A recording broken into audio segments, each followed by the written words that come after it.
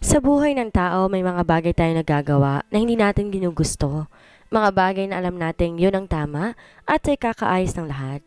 Subalit paano kung yung taong inaasahan mong makakaintindi sa'yo, siya pa yung taong unang manghuhusga at yuyurak ng pagkatao mo? Ang maganda ngunit mahirap na si Adeline Cruz. Walang gaanong swerte sa kanyang buhay. Ngunit ang mga pangyayari ang nagtulak sa kanya upang makilala ang mayaman at gwapong si Hugo Dalsor sa eksklusibong club kung saan siya nagtatrabaho. Charmed by her, ang dalawa ay nagsimula ng isang relasyon na magkasalungat. Ulila sa murang edad, ang 19 anyos na si Adeline Cruz na umasa sa kabutihan ng iba para umasenso sa buhay.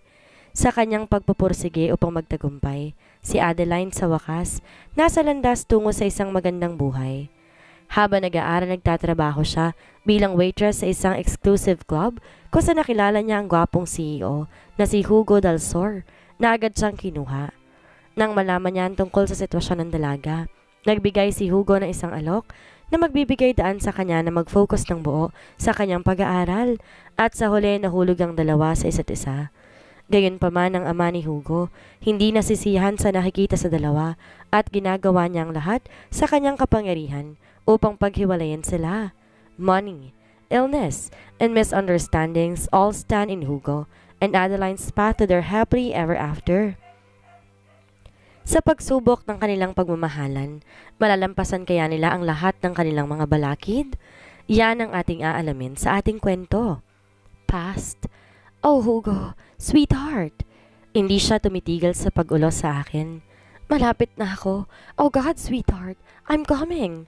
Napapaliyad ako, habang ang mga daliri ko ay mariing nakabaon sa mga balikat nito. I love you, sweetheart. I love you. I love you, my sweet Adeline. Habol namin pareho ang galaw ng katawan ng bawat isa. Kami ay nagmamadaling humihingal at inaabot ang aming rurok. Gusto kong maramdaman ang higit pa sa kanya. Si Hugo lang ang laking gusto kong ialay ang aking sarili. My body, my life, my soul and my everything. Siya lang ang lalaki nagpapasaya sa akin ng ganito. Adeline? Malambing niyang sambit sa pangalan ko. Ramdam ko ang sobrang paggalaw niya sa akin. Hanggang sa naramdaman ko na ang kanyang buong bigat. Hugo? Marahan kong bulong sa pangalan niya. Adeline, he whispered as he plants a small kiss on my neck. I love you. I love you too, Hugo. Always, sweetheart. We both pant and smile to each other. Ramdam namin pareho ang pagtaas-baba ng aming mga dibdib. Humiga itong patihaya at sa kanya ako masuyong hinila at agad pinaunan sa malapad na braso nito.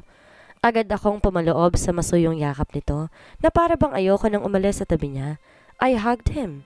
Isang yakap na ayoko nang bitawan at iwanan. Bigla ako nalungkot nang may naalala ako. Hey sweetheart, what's wrong? Pagtataka nito habang hinahaplos ang buhok ko. Tumingala ako at umiling.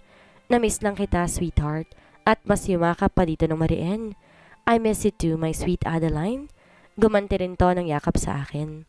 Naparunok ako at dang napapikit nang halikan niya ang noo ko. Diyos ko, paano ko siya iiwan? Paano ako mabubuhay kung wala siya sa tabi ko? Oh God, ngayon pa lang umiiyak ng puso ko. God, I love this man. I cannot afford to leave him behind. God, help me. Please. I cannot live without him. Mahal na mahal ko si Hugo. Did you visit the clinic, sweetheart? Nagsimulang bumilis ang tibok ng puso ko. Nagpa-check up ka na ba? Anong sabi ng doktor sa'yo? Yes, I told you, it's negative. Hindi nga ako buntis. He sighs. Bakit wala pa rin? Bakit di pa rin tayo makabuo?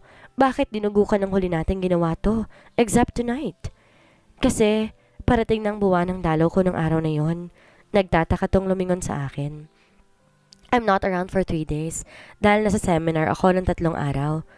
So you mean, nang wala ako may buwan ng dalaw ka? Marahan akong tumango kahit hindi naman totoo. Yes. Sana magkalaman na to. He caresses my whole belly. Sana biyayaan na tayo ng baby dahil tapos ka na rin namang mag-aral. Then if ever you're pregnant, magpakasal agad tayo. Kahit sa huwes at secret marriage lang muna. Napapikit ulit ako na marinig ko ang buong plano niya. Do you agree with that? Saka na lang tayo magpakasal sa simbahan. What do you think, woman? Na mahal ka niya? Oh, come on. Then why he didn't tell me about you? Kung importante ka sa kanya. Kinakama ka lang ng anak ko. He doesn't love you. Huwag kang ilusyonada. dahil hindi kayo nababagay sa isa't isa.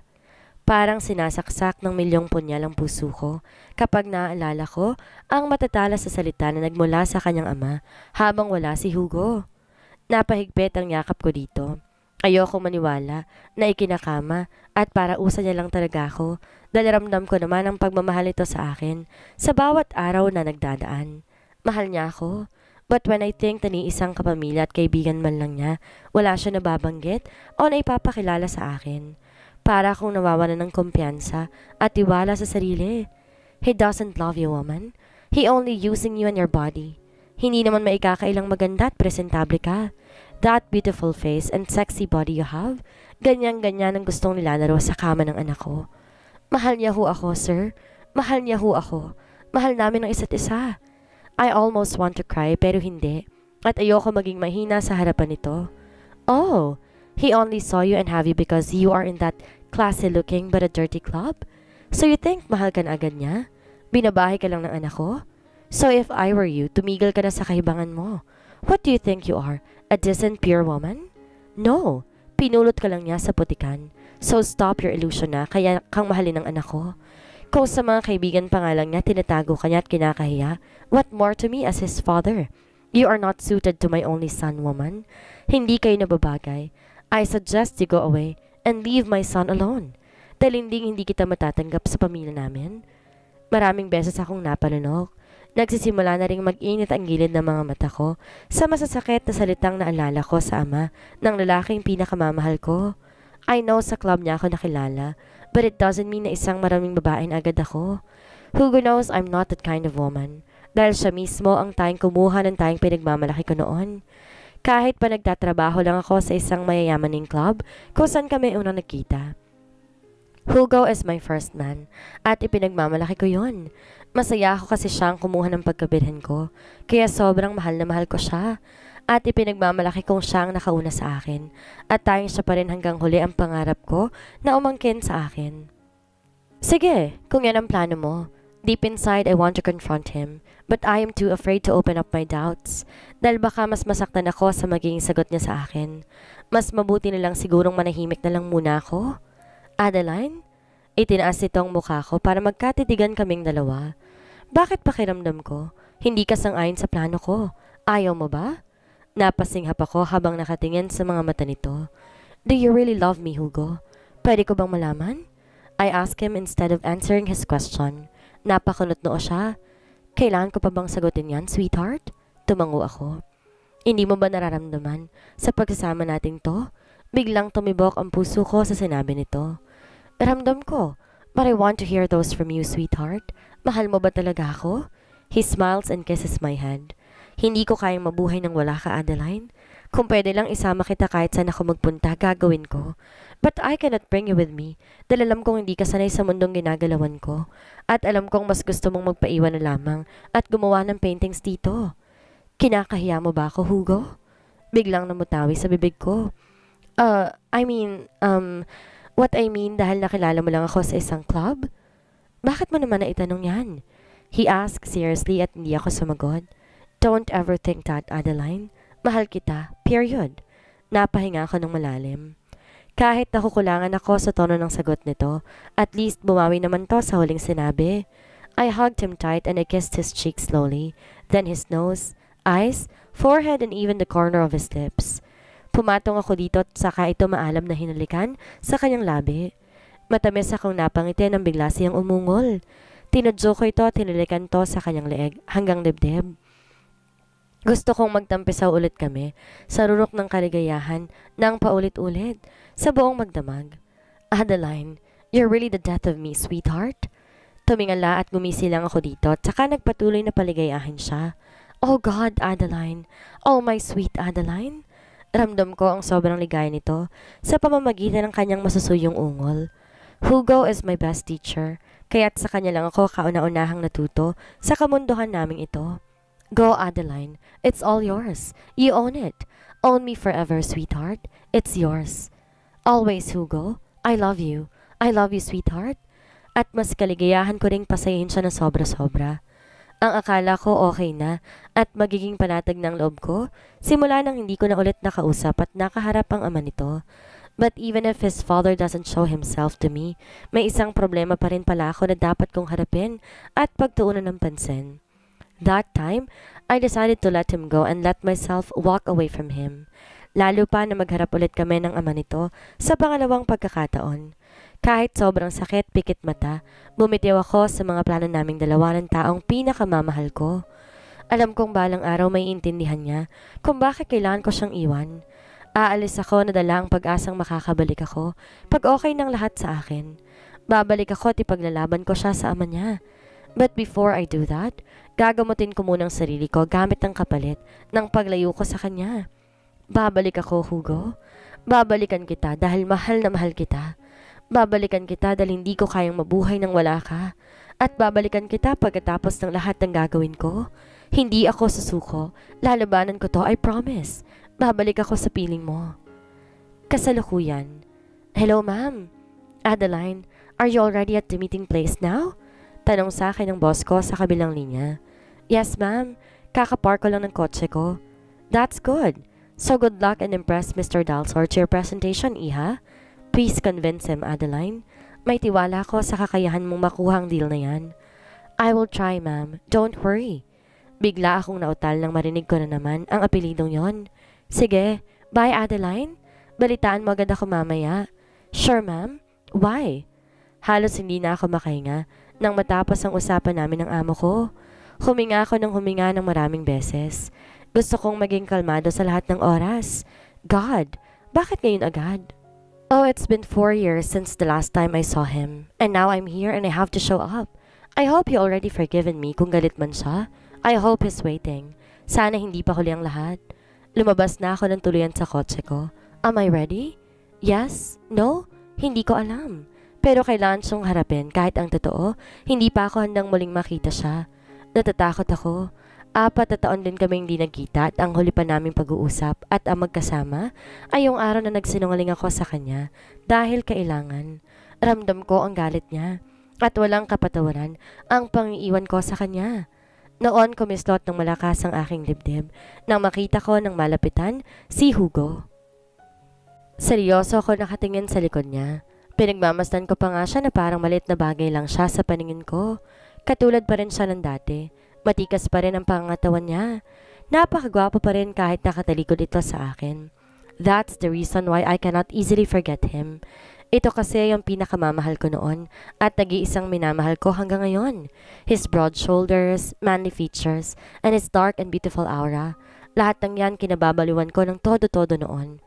I hardly breathe again when I'm finally moving to his facade. Agad kong nakitang pagkaawang ng mukha nito nang mapatingin to sa akin. I gulp at nanliit ako sa sarili ko. Bigla ding napalitan na ekspresyon ng mukha nito na kanina lamang ay maaliwalas. Nag-isang linyang makapal na kilay niya at biglang tumigas ang bakas ng gwapong mukha nito habang nakatitig sa akin. What? Good evening, Mr. Dalsor. Bati ko sa kanya with my calm, warm voice, but my hands, it doesn't stop trembling. Bakit? Anong ginagawa mo dito? Bakit ka nandito? Kumislot ang puso ko sa tono ng pagtatanong nito. The way he talks, alam kong galit to. Naparanok ako. I am trying my best to stay calm and to relax. My legs are shaking kaya umupo ako kahit di pa niya ako inaanyayahang maupo sa tapat niya. You're expecting Mrs. Sanchez, right? Hindi ito sumagot. Bagkos sinapunan ako ng masamang tingin. I'm here for my lady boss, replacement. She cannot attend the meeting. Kaya ako inutusan niyang humarap sa'yo ngayon. I say, still keeping my voice warm. He shakes his head like he is disappointed to see me. I don't need you. Umalis ka na. And kindly tell your boss I canceled the meeting. Dahil ayoko makipag-meeting sa pinadala niyang tao ngayon dito. Kumirot ang puso ko sa hayagang pag-ayaw nito sa akin. Napabuntong hininga ko. I don't know what to show him that it affects me. He is mad. Wala akong magagawa doon. Pagpapasensyahan ko na lamang muna siya because I need to close the deal with him for my boss company. I don't need you? It's the wrong choice of words, Mr. Dalsor. I'm not here to be needed by you. Nandito ako para sa trabaho ko. So, shall we start the meeting now? He frowns at my words. Hindi ka ba nakakaintindi? I said go. Hindi ako makikipag-meeting sa'yo. Marahas at may diin itong pagkakasabi. Please be professional, Mr. Dalsor. Huwag mong idamay ang trabahong to sa anumang galit. I mean, I'm here for my job. Hindi para sa'yo o sa ano pa man na galit mo. Mas lalo nangunot ang noon nito sa sinabi ko. Why did you appear now, Miss Cruz? Magkano kailangan mo para umalis ka sa harapan ko? Money, right? That's what you've always wanted. Umiwas ako sa tingin niya at ayokong pansinin ang nauuyam niyang tanong. Yeah, money is the main reason. Siguro puro mali na namang information ng ama niya sa kanya. That's why he's badly mad at me. I don't need your money. May pera ako at mayaman na rin ako. Kahit mahirap nagsinungaling na lang ako just to cover up the pain I am feeling inside my chest. After me, may nauto ka pa pala? Wow, not bad, Adeline. You still have your very lovely body, looks, and you have your way to seduce rich businessman using your angelic face. Malamang, pati filthy DOM, hahabulin ka at papatusin ka kahit saan ka pa nang galing. Pagtsatsagan mo rin for the sake of money. That's you, right? Money first. Nasaktan ako sa paratang niya. Yes, I have everything. Kung sa katawan at pagmumukha lamang. Pero, pera wala ako noon. And I'm not that desperate to become a rich woman at manloko ng kalalakihang mayaman. Isa lang ang dumaan sa buhay ko. Walang iba kundi siya lang. Kaya masakit para sa akin na akusahan ako ng taong minahal ko ng lubos na isang babaeng bayaran para lang yumaman. That's not necessary topic to talk about. Past is past. You need to move on from me, Hugo. Just like what I did to forget you and moved on with my life with you. Nadagdagan na naman ang pagsisinungaling nito. Kasi ang totoo, hindi pa ako nakamove on sa kanya. Maybe like him, I'm a better person. Dagdag ko pa rito. Who told you I'm feeling bitter, Adeline? Look at this. Itinaas nito ang kaliwang kamay. Then there is a ring on his finger. I'm getting married to the woman I love. Babaeng hindi mukhang pera na katulad mo. So, who is bitter? Ngumisi ito sa akin. Ano? Bakit di ko man lang alam na ikakasal na siya? In-stalk ko siya. Pero bakit wala man lang ako nabalitang ikakasal siya? Hindi ko pinahalata ang panlulumo ng puso ko. Congrats! He's getting married now. Paano pang bala ko na bumalik sa kanya? How can I claim him kung may nagmamay-ari na pala sa kanya? He doesn't love me that much. Sa bagay, bakit pa ba ako aasang makikinig siya at maghihintay sa pagbabalik ko? Kung ayaw mo makipag-meeting sa akin, okay, I will better go now. Tumayo na agad ako. Para hindi niya na mahalata pa ang panibhugo ko. Sa aking nalaman. Tumayo ako at aalis sa sana nang maramdaman ko ang kamay nitong nagpipigil sa braso ko. Nakatayo na rin pala ito. Sa tabi ko, buwaba ang mata ko at napatingin sa mainit na kamay nito na nakahawak sa aking braso. I immediately haul my wrist to his touch. He sighs. Sit down, lady. Let's proceed to the meeting. Ayoko masayang ang oras natin pareho. So be sure to amaze me by your presentation. Wag na wag mong sasayangin ang buong oras ko. Seryoso at madilim ang mukha nito. I look down. Ayokong salubungin ang galit niya sa akin. I want to apologize and beg him to forgive me. But how? Parang magsasayang lang ako ng oras? Ayaw nga niyang sayangin kong oras niya. Do I need to explain my side now? Pero ikakasal na siya. Paano na? Pero gusto ko pa rin makamit ang kapatawaran niya para matahimik na ng puso ko. Gusto kong itama ang lahat. But I think this is not the right time to talk about it. I know hindi niya ako pakikinggan, pero sana bigyan niya ako ng pagkakataong magpaliwanag. Sure, let's proceed now, I said and sit in front of him again. Inilabas ko ang dalawang folder na naglalaman ng mga papeles. I gave him the other files. Nakita ko binuklat niya iyon at ginawa ko rin yon. I clear my throat para makuha kong atensyon niya dahil magsisimula na ako sa aking proposal plan. I gulp when he focuses his gaze to my direction. Kahit naiilang ako sa mga madadilim na titig niya, nagsimula pa rin akong magsalita sa harapan niya. Is that all? Tumango ako. Lahat ng sinabi mo, narinig ko na rin sa iba. Walang bago. Hindi mabentang proposal. Overall, your proposal is too simple and not convincing. Walang dating. Parang ikaw lang din. Boring. Walang taste. Napaka-plain at mumurahin. Napatingin ako dito ng masama at matalim. I did my best for this proposal. Ilang ulit ako nag-practice just to make it presentable and perfect. Mrs. Sanchez will promote me kung makuha ko ang deal na to, but I think I have failed her. Wala man lang ako nakuhang magandang komento dito. Puro panlalait at panghihiyalang ginawa nito. He based my presentation to my character. Is it what he wants? To humiliate me, underestimate my worth, my job, even my self-worth. Enough! Ang hirap pala na minsan ka lang magkasala. Kasi kahit pa gumawa ka ng tama, marumi ka pa rin sa paningin nila. And I'm so hurt because of this reality. So enough! Hindi ko kailangan tanggapin ang pang-ako sa niya.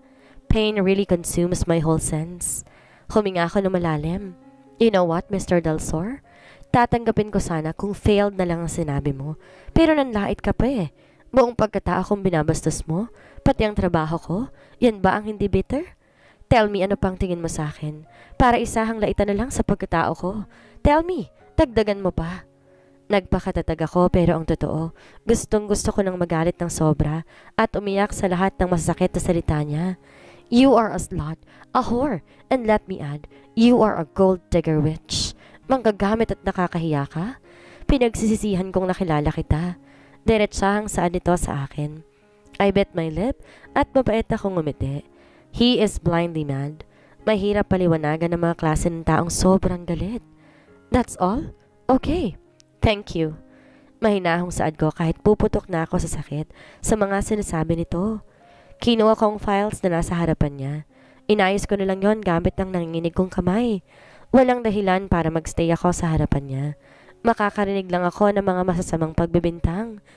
Siguro tama lang yung ginawa niya para mas lalong masaktan ang puso ko. Pero sana makatulong na yon na makalimutan ko na siya sa buhay ko. He is really mad at me. Baka nga sinumpa pa niya ako sa nagawa ko noon. By the way, thanks for your time, Mr. Delsor. Even if you're not paying attention, I appreciate it. Maybe hindi ako magaling para sa'yo, but I did my best to impress you. Pasensya ha, hanggang ganito lang talaga ang galing ko. Inaamin ko naman, cheap ako, mukhang pera, maruming babae at manggagamit. But to tell you, ginawa ko yun kasi kailangan ko. Accuse me again and again. If that will make you happy, go. Hahayaan kita. Again, thanks for your time and have a nice evening. Tumayo na ako at agad iniwan tong mag-isa. Isa-isa namang nagsisiunahang mahulog ang mga luha ko pagkapasok pa lamang sa kotse ko. That is foul. Lahat ng sinabi niya sobrang tagos sa puso ko. Sobrang sakit. Walang katotohanan ng lahat ng yon. Yes, I admit, I've accepted the money before, but it's because I need it. Wala akong ibang choice noon. Kung alam lang sana niya. Kung alam lang sana niya. Hugo, I'm sorry. Masakit din para sa akin ang paglayo ko noon. Oo, lumayo ako dalang kapalit na pera ng daddy mo. Pero nagawa ko lang talaga dahil kailangan ko. At sana balang araw maintindihan mo rin ako. Masakit lang kasi sobra ka namang kumanghusga sa pagkatao ko. Nasasaktan din ako. Nasasaktan din ang puso ko. Adeline's POV. Pagkatapos kong pumunta sa office ni Mrs. Sanchez, dito na agad ako sa bar dinala ng mga paa ko. It is already 8 in the evening at ayoko pang umuwi. Ayoko ipakita sa kaibigan ko na nasasaktan ako ngayon, na umiiyak ako ngayon. Shit! Sana tuluyan na lang akong nawala, kesa maranasan ko ang ganitong sakit na pinaramdam niya ngayon sa akin. I wipe my tears as I drink my wine, as if para lang ko uminom ng purified water. Biglang gumuhit ang pait sa aking lalamunan. For many years, ngayon ko lang ulit to natikman, and I like it bago sa panlasa ko. I drink dahil gusto kong magpakalunod sa alak kahit bawal na bawal sa akin ang umiinom, lalo na ang matapang na alak. Pero ginawa ko because I want to erase all the pain I am feeling right now. I know this is not the right place for me to forget the pain, pero minsan lang naman to. Gusto ko lang talagang makalimot sa lahat ng pinagdaanan ko sa buong buhay ko. I drank my second order, straight tulad ng nauna. Napapangiwi pa ang babaeng bartender sa aking ginagawa. Well, this is me before. A call girl, a whore, a slut who needs money para makasurvive sa buhay. Madalas akong umiinom noon sa bar. Hugo and I met at the Bachelor's VIP's bar, sa isang napakasikat na bar na pangmayaman tulad niya. He is always my customer every other night. Every other night lang din kasi ang duty ko sa bar na yon. Hugo is friendly, hanggang sa naging ito na ang regular customer ko. Hindi akong tipo na nakikipagkaibigan sa mga customer, but Hugo is different. He is a good person, a perfect gentleman. Also, he is different among the other billionaires who I've encountered. Kaya madali niyang nakuha ang loob ko, kahit pa pinipigil-pigilan kong mahulog sa kanya ng tuluyan. Hugo knows everything about me and my messy whole life. I'm only 19 years old back then and is 5 years older than me. Tuwing Martes, Huwebes at Sabado lang ang pasok ko sa VIP bar. Noon, dahil estudyante rin ako sa umaga. I need that job back then to survive. Kahit ayoko sana sa trabahong yon dahil nakakabastos at nakakapanlit ng sarili, but I have no other choice. Yun lang kasi ang madaling hanap buhay na madali. I know there's another job pero yun ang instant na malaki ang kita. Hindi na kasi uso sa panahon kong yon ang dignidad. Praktikal yon kasi nga uso at yon ang pinairal ko. But I am standing proudly with my pride kasi buong buo pa ang pagkatao ko ng pinagkatiwala ko ang lahat-lahat noon kay Hugo. Uli lang lubos na ako noon and since I was young, palaboy-laboy na talaga ako. Nasubukan ko na rin ang iba't ibang pangmamaltrato ng ibang tao. Kinupkup ako noon na mag-asawang walang anak. They educate me to serve them in return. Lumaki at tiniis ko ang lahat sa kamay ng umampon sa akin. Until I was second year high school, hindi ko na nakayanan pa at lumayas na ako ng tuluyan sa poder ng mag-asawa. I did that because nasa punto lang nang haharas ang kinikilala kong ama. He almost take my innocence at bigla ko nandiri sa amang kinilala ko. My only dream back then was to finish my studies. Yun naman talaga ang gusto ng lahat ng kabataang tulad ko na gustong makaahon sa hirap ng buhay. Sa paglalayas ko may nakilala ko noon na isang babae. 5 taon lang ang tanda sa akin. She helps me in everything. She warmly opens his door for me. Napakabait niya sa akin at matulungin. Even if she doesn't know me, even we're not a family, binihisan, inaruga, pinatira at pinag-aral niya ako. Tinuring din niya akong parang totoong nakababatang kapatid nito. But it is so unfair. Kung kailan nakahanap na ako ng taong karamay sa masalimuot kong buhay, siya namang pagkawala nito. Nasa second year college na ako nang mawala ito. Pinatay siya ng mayamang matanda na naging customer niya sa club. Naging obsessed kasi sa kanya ang customer niyang iyon na ikinapahamak niya. Masakit para sa akin kasi siya na nga lang ang naging kapamilya ko na wala pa. On that time, I need to work on my own to live. I have no choice kundi pasukin yung trabahong pinakaayaw nitong pasukin ko noon. Because I have an angelic beautiful face, sexy perfect curves, stunning personality and etc. Nakapasok agad ako sa bar na napakalaki at napakasikat noon. Tinungga akong 5th order ko na wine. This time nagiinit na ang buong katawan ko. But still, I continued drinking and smoking. Lahat ng to bawal sa akin. Siguro kapag nalaman to ni Luna, tiyak magagalit yon at katakot-takot na sermon ang matatanggap ko doon. Nahihilong tumayo ako para pumunta sa banyo. I managed to walk straight kasi sanay naman ako. Agad akong naghilamos para maibsan ang aking pagkahilo. I retouched my makeup to emphasize my beautiful face. And when I'm done, lumabas na ako at bumalik sa pwesto ko. Hi! Someone sat beside me. Nilingon ko lang yung lalaki. Tsaka aminom ulit ng ka-6 kong taglay. Not bad. That guy is handsome, but not my type. Do you mind if I join you here, Miss Beautiful? Nagsalita ulit ito. I shake my head. No. No thanks. I'm with someone. With my boyfriend? Sagot ko para iwanan niya ako. Oh really? But you're all alone. Kanina pa kita napapansin at pinagmamasdan. Ngumiti ito sa akin. Nagtaas ako ng kilay. So, stalker kita? Ngumisi ang lalaki. Simula nang pumasok ka dito kanina? Oo. Magsasalita pa sana ako when someone's arm held me around my waist. Napawang ang bibig ko na makita kong madilim na aura ni Hugo. Pero binalik ko agad na nakakalokong ngiti sa kahinarap ang lalaki. See? I told you, I'm with my boyfriend. Shoo! Tinaboy ko yung lalaki. But he just simply winked. Ramdam ko ang paghigpit ng hawak ni Hugo sa aking bewang. Oh, I thought you're all alone, lady. And you need someone's company. Go. She doesn't need you here. Maotoridad na pagkakasabi ni Hugo rito. Napapailing na lang na umalis yung lalaki. But he sexily smirks at me before he go. Nginitian ko rin to ng matamis and I respond to his wink. Inisang tungga ko pa ang 7 baso ng alak. You don't need money? Para namang mayaman yung lalaki ah. He immediately insulted me when the guy gets away. Sumulyap lang ako sa kanya at gumisi. Bahala na nga siya kung anong iisipin niya. My mind gets dizzy and my leg gets weaker. Hindi ko alam kung dahil ba yun sa alak o dahil nandyan si Hugo sa tabi ko. He sat beside me. Hindi pa rin ako nito kinikibo at nagpatuloy lang sa pag-inom at paghit-hit ng sigarilyo. I know he is still looking at me but heck, wala akong pakialam. You still haven't changed, huh? Hinarap ko to at binugahan ng sigarilyo sa mukha. Nagpakalulong ka sa bisyo mo at sa trabaho mong to? I smirk. Opinion mo yan? Wala akong pakialam. Ako to, hindi to mo ako kilala.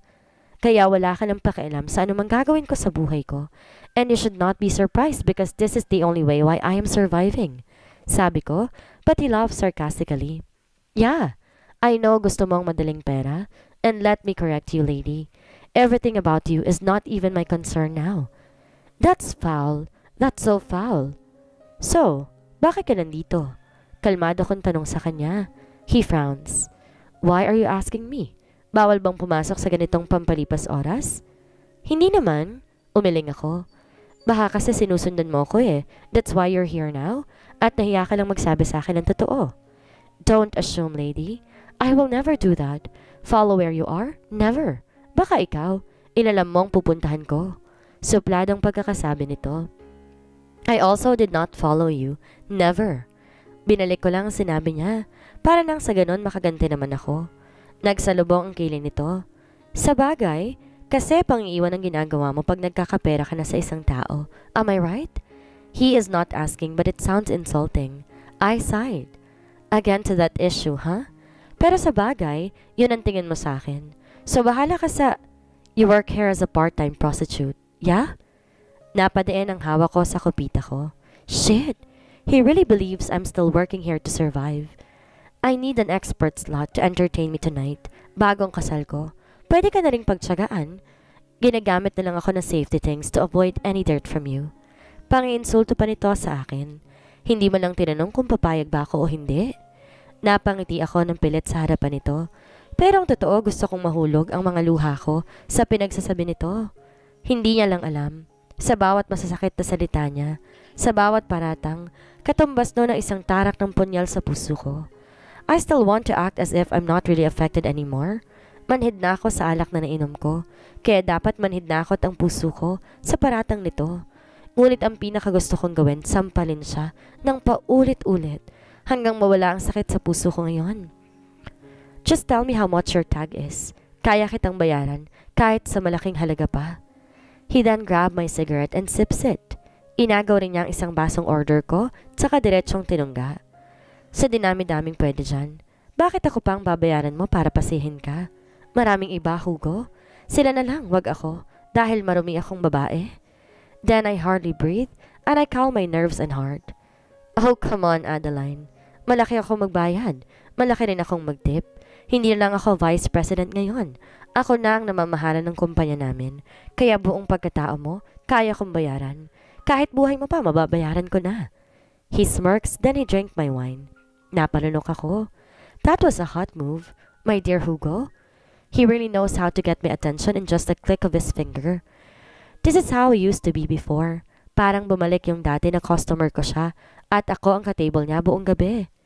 Why so desperate to have me in your bed, Hugo? Namiss mo ba ako? Dumilim ang mga mata nito. I do not.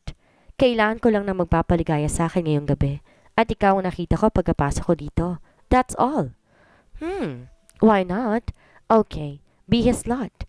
I am really missing this man. Papalampasin ko pa ba? This is the only way to get near him. Bago pa man siya matali sa iba. Ngumiti ako na nakakaakit.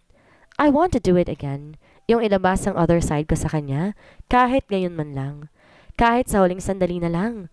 I stand up. Inilapit ko ang bibig sa kanyang tenga. Kahit walang bayad, kaya kitang pasayahin. Kaya kong gawin ang lahat to please you, to serve you, and to pleasure your needs before your wedding day. Just tell me kung ngayon na ba, kung dito ba mismo? I playfully tease him with my seductive evil side. Mas nag-init ang buo kong katawan sa aking pinagsasabi at ginagawang paglapit sa katawan niya. Ramdam ko ang pagbigat ng hininga nito. What? Have you changed your mind now? Tanong ko nang tinitigan lang niya ako ng matiim. I grinned. I'm still delicious like before, Hugo. I still know your favorite move when it comes to me. I can do everything. Everything you want. Hindi ko na natapos pa ang sasabihin ko nang bigla na lang niya akong kabigan sa batok. He kissed me hard and wild, like a dangerous animal. May panggigigil at nakakasakit. But I ignore it. Basta sinuklian ko rin ang halik niya in the way he wanted. He pulls my body in front of his glory at kinabi ko rin ang batok niya. We are enjoying what we are doing. Prove it to me then, Adeline. Prove it to me. Sabi nito at sakay pinagpatuloy ang paghalik ng mariin sa labi ko. Hindi ko inaasang itutulak niya ako sa kama pagkapasok pa lang namin sa hotel room na pinagdalhan niya sa akin. Napanunok ako at napaisip sa pinasok ko ngayong gabing to. Yeah, he is Hugo. Hindi ako takot sa kanya because he is a good man. He has been so good to me and he loves me so much. Oo, noon yon. Iba na ngayon. But still, he is Hugo. Kahit galit na galit siya sa akin, alam ko, hindi niya ako sasaktan ng pisikal. Napanunok ako. Pero paano kung saktan niya ako ngayon? Paano ako? How can I run and free myself from his bad side? My God, I am putting myself into this situation? Napadiin ang hawak ko sa blanket nang hilahin niya ako ng sapilitan sa braso. Sa dami ng nainom ko, sa tapang ng alak na ininom ko kanina, parang di naman yun tumalab para tuluyan akong maging manhead sa ginawa at gagawin pa nito. Sa ginawa niya, nakakaramdam ako ngayon ng sindak sa galit at pot niya sa akin. You, prove it to me, Adeline. Saan ang pinagmamalaki mong kaya mo akong painitin gaya ng dati? Come on, don't just look at me. Get up and prove it to me now. Nakikita ko sa mata niyang pinaghalong galit at pagnanasa sa akin. Parang gusto ko nang matakot. Naaawa rin ako sa sarili ko sa gagawin niyang to. I gulp and I bit my lips. Wala na talaga yung dating tingin na puno ng pagmamahal at pagpapahalaga niya sa akin. His good side turned to a beast now. What? Magtititigan na lang ba tayo? He sarcastically smirked. He turned off the light first. Sabi ko habang nakipagtitigan pa rin sa mga mata nito. He frowns. Why? Iba na pala ang hilig mo ngayon? Everybody changes, Hugo. Kung noon gusto ko may ilaw while we're making out, ngayon ayoko na. So turn it off now. He smirks at pinatay nga niya ang buong ilaw sa paligid. Tumayo ang imahe nito sa harapan ko. Now satisfy me, Adeline. Be worth the money, slut. Napahagat ako ng mariin sa aking labi. Be worth the money? Gano'n na ba ako mukhang pera sa paningin niya? Ang sakit na nga isipin, masakit pa sa damdamin. Kahit di niya ako masyadong naaaninag, pumikit ako na mariin habang hinuhubad ko ang lahat ng damit ko. Nag-aalala lang naman akong may makakita siya, kaya mas gugustuhin ko pang nakapatay ang mga ilaw. Tumayo ako at lumapit sa kanya nang walang saplot.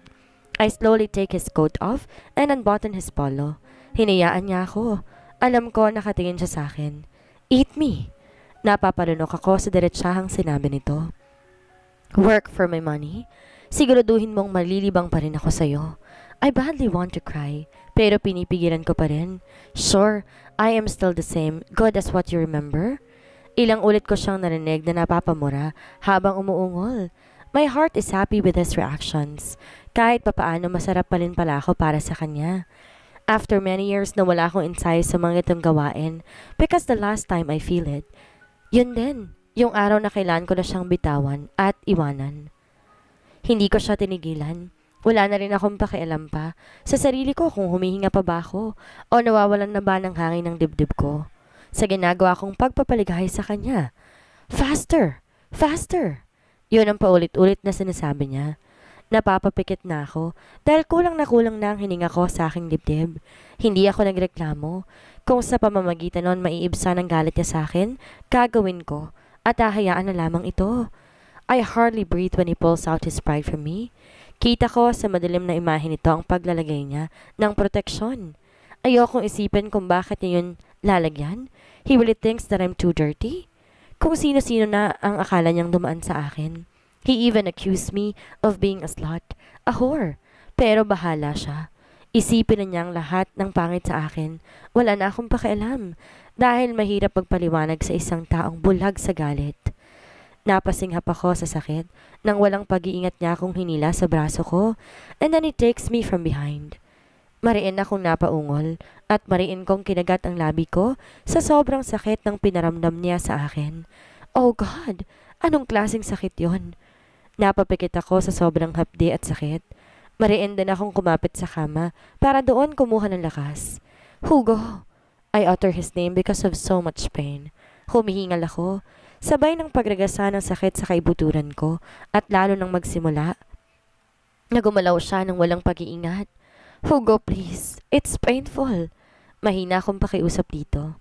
I will pay you, so you have no right to complain, Adeline. Wala kang karapatang magreklamo dahil babayaran kita. Then he hits me again, very hard. Gusto kong sumigaw ng tama na dahil masakit na ang bawat galaw nito. Naaawa ko sa sarili ko dahil sa pambababoy niya sa akin ngayong gabing to. I feel so hopeless and hurt sa bawat galaw niya. Ramdam ko sa bawat pagsulong niya ang panggigigil at galit niya sa akin. Hugo, please, it hurts. Sinubukan kong pigilan siya pero parang nagbingi-bingihan siya sa aking pagmamakaawa. Tiniis ko ang lahat, pati ang medyo pananakit ng sikmura ko. This is all my fault. Kung bakit ako nasasaktan ngayon, I have my choice. Kung hindi ako sumama at nagpadala sa pang-insulto niya kanina sa akin sa bar, hindi ito mangyayari sa akin ngayon. Hindi ako mas lalong masasaktan ngayon. Sinanay ko ang sarili ko sa sakit na binibigay niya sa akin, hanggang sa naging manhid na ako sa sakit. You are right, Adeline. You are still desirable like before. Humihingal nitong sabi. Kahit marami na kaming pumasok dito, masarap ka pa rin. Halos mabubuwal na ako sa sobrang panginginig ng aking tuhod. Kung hindi lang niya nakahawak sa balakang ko, tiyak matutumba na ako sa sahig. Magkahalong alak, emosyon, at pangingirot ng tiyan ko, ang sobrang tinitiis ko ng mga oras na yon. Be worth of my money. Gumalaw ka. Be worth of his money again? Tangina siya. Tinitigan ko to sa mukha niya nang naaaninag na namin ang isa't isa. Hugo, I don't like the way you're hurting me. I miss the old you. Yung dating ikaw na gusto ko, na minahal ko. Umiiyak ang puso ko habang gumagalaw katulad ng gusto niya.